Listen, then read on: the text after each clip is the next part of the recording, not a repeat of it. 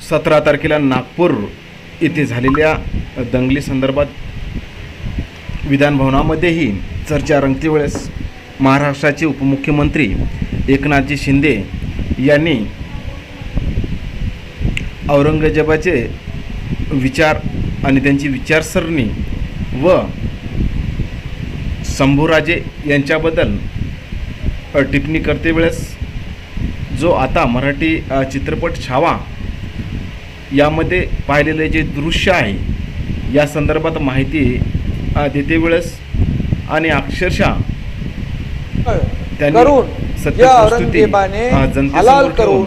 त्यांचा छळ करून पिक्चर पाहावा त्यांचा आणि त्याच्यातलं जे रहस्य आहे हे आपल्या सगळ्यांना माहिती. जनतेला त्यांचा इतिहास जर वाचला शंभूराजांचा आणि आता जो छावा सिनेमा पाहिला तर त्याची खरी वस्तुस्थिती त्याच्यामध्ये काय ती दाखवण्यात आलेली आहे. जर शंभूराजे छत्रपती